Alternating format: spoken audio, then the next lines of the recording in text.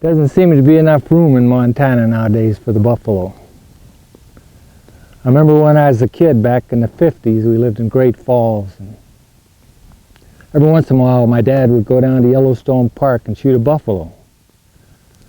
It was cheaper back then to buy a permit to shoot a buffalo than it was to buy meat in the store. So we ended up eating quite a bit of buffalo back then. I remember one particular time where we went down to get a buffalo, and the guy in charge of the herd took us out. My stepdad asked if there was any particular buffalo that he thought we should be shooting.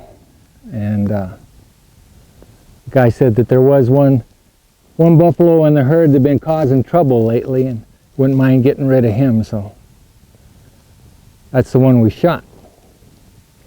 The interesting thing was that when we were cleaning the buffalo, we found out that we weren't the first ones to shoot it. Someone had been there earlier and left a .22 shell in his testicles. Back then, being young and all, it made quite an impression on me.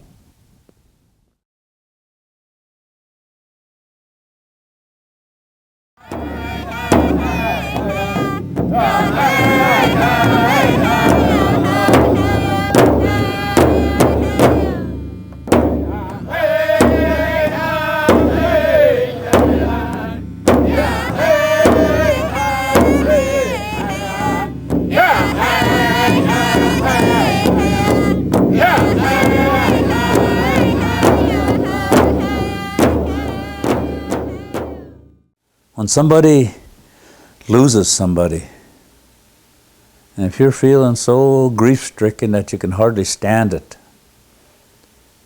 the old people used to say, you go to the mountains. You go to the mountains and sit down someplace, maybe against a tree, maybe on a ridge, wherever, and just sit there. He said, pretty soon, maybe a squirrel will come to you, maybe a rabbit, maybe a camp robber, maybe a deer, bear, whatever. Something will come along, and they'll come and stand by you. And what they're telling you in their own innocent way is, you hang in there. We were here when you got here. We'll be here to the end with you. So that makes you feel better, because they're still there, even though they can't communicate, except they're there. And that's why our old people said, we don't know what we'd do if the animals was all of a sudden went away, because this world wouldn't be the same, because they were here first. And that's the way the buffalo are.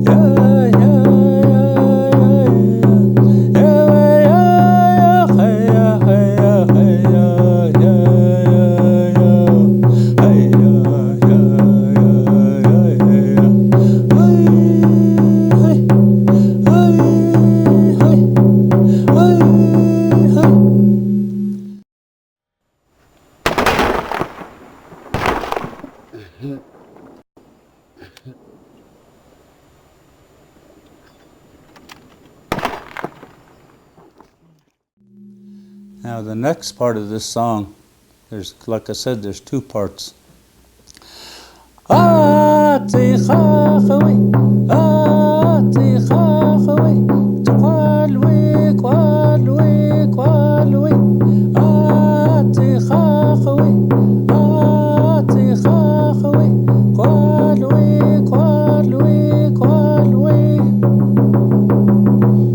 this last part, what that song, the words with it is, come, drive yourselves, bring yourselves to us, and as you come, grow. I don't know whether it meant grow in numbers or grow in size, but that's what it means. Zichachawi, ko'adlui, grow. But that's the buffalo calling song in two parts.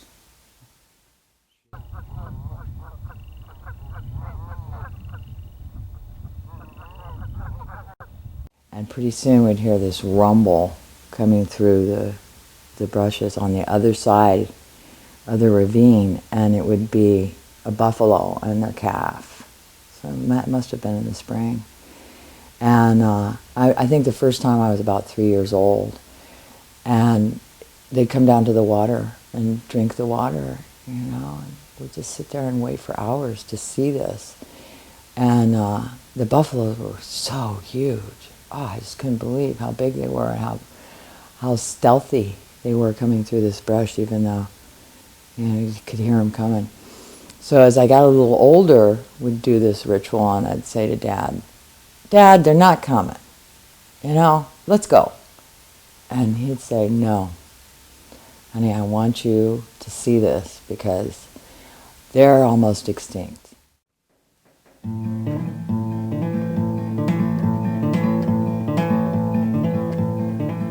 Come all you buffalo gunners and listen to my song.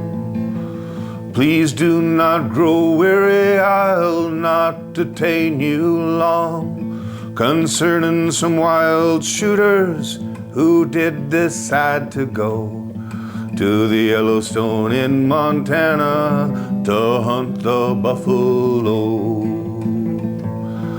I found myself in Gardner in the year of 2008 when the governor named Schweitzer come skipping to my plate, saying, "How you doing, young feller, and how would you like to go and spend the winter pleasant to hunt the buffalo?"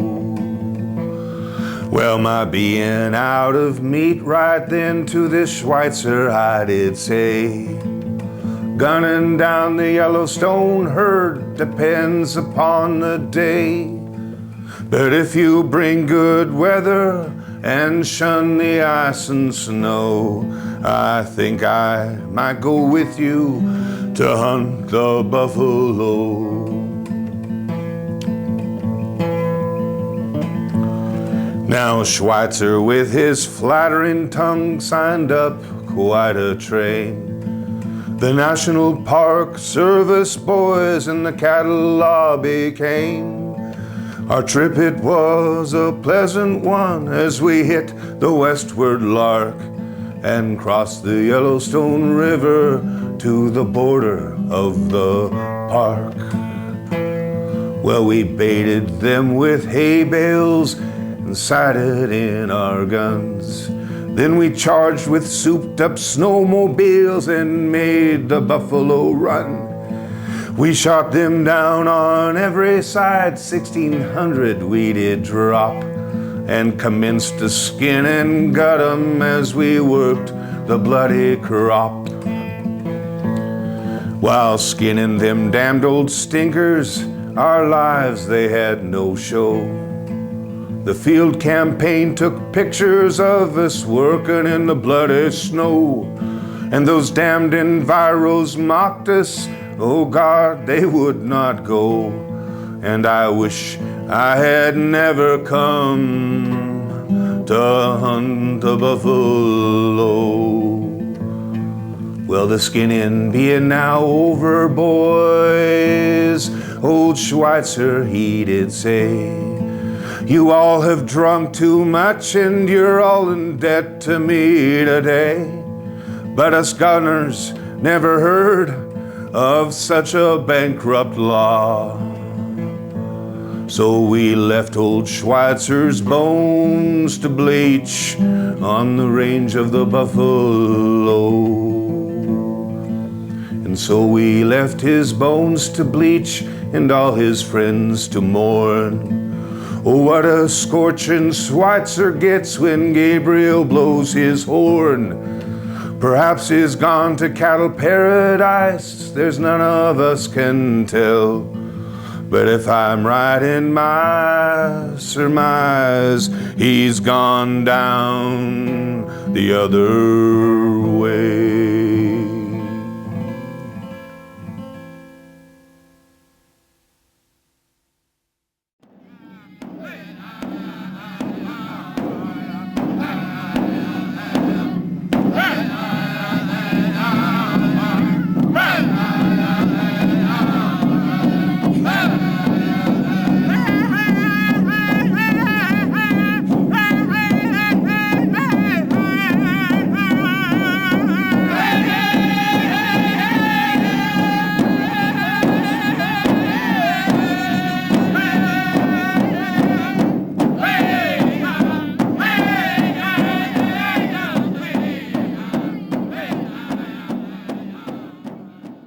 My name is Flo Gardapi, and I'm a PhD student here in wildlife biology and also in the Montana College of Infectious Diseases program here at the University of Montana.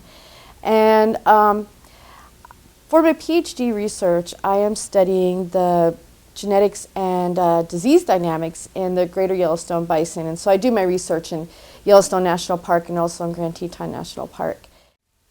One of the most incredible experiences is in the summertime during the rut, and you had these large congregations of bison in Lamar Valley and down in Hayden Valley. And you know, sometimes in our fieldwork we end up just surrounded by hundreds, if not thousands, of bison, especially in Hayden Valley when the population's been really large.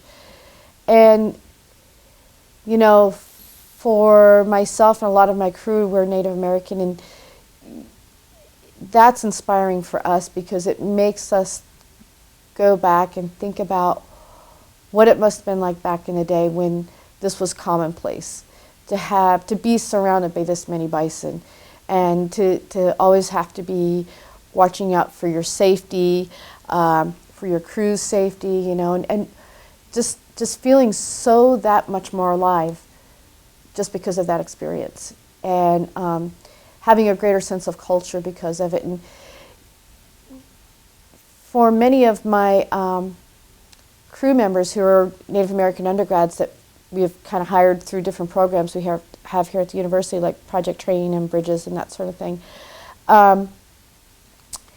you know, it's been a repatriation of sorts in terms of, you know, them being able to get out there, get among the bison, get a sense of self and culture again, and be inspired to come back here and do well at school, you know, and move forward with their careers. And, you know, that's one of the powers of bison, of wild bison, of them exercising their own self-determination on the landscape the way that Yellowstone bison do.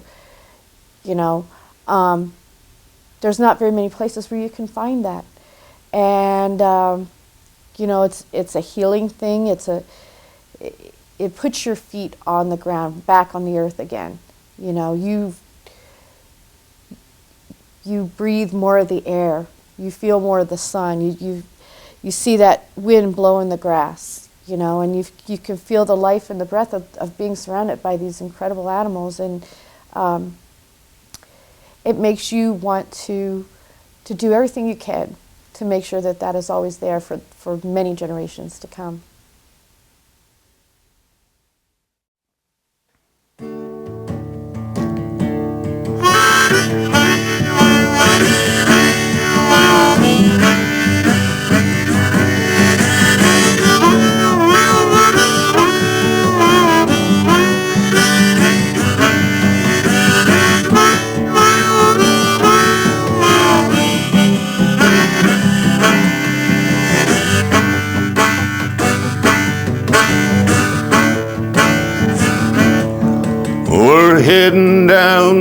this old bloody trail.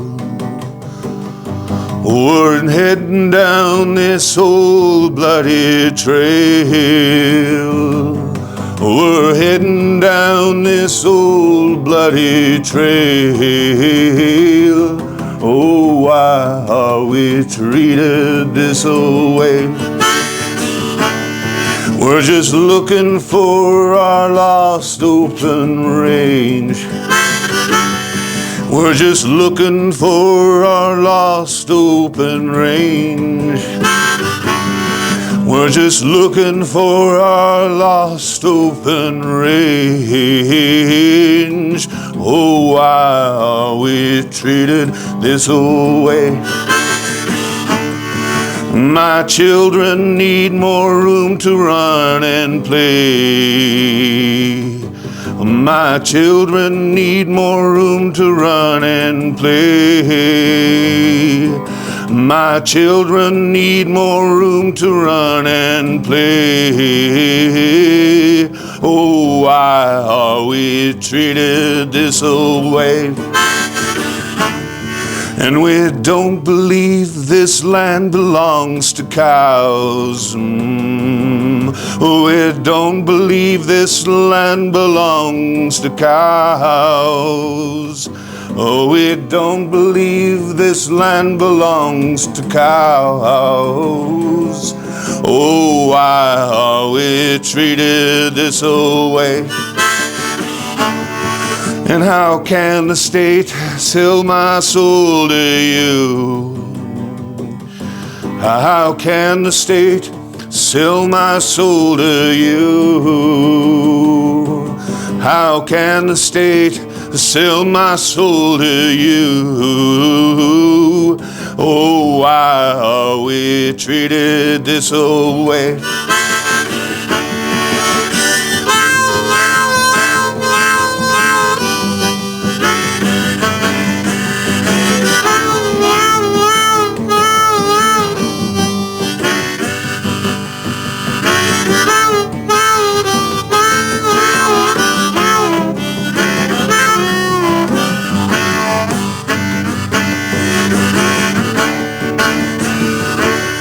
And goddamn this shooting gallery.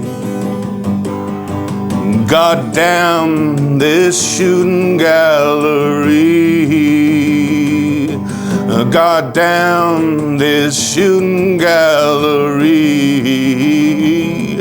Oh, why are we treated this old way? And the cows gave us this damn disease. Yes, the cows gave us this damn disease. Oh, the cows gave us this damn disease. Oh, why are we treated this old way? And they say this is the land of the free. Oh, they say this is the land of the free. They say this is the land of the free. Oh, I wish that would include me. Yes, I wish that would include me. Oh, I wish that would include me.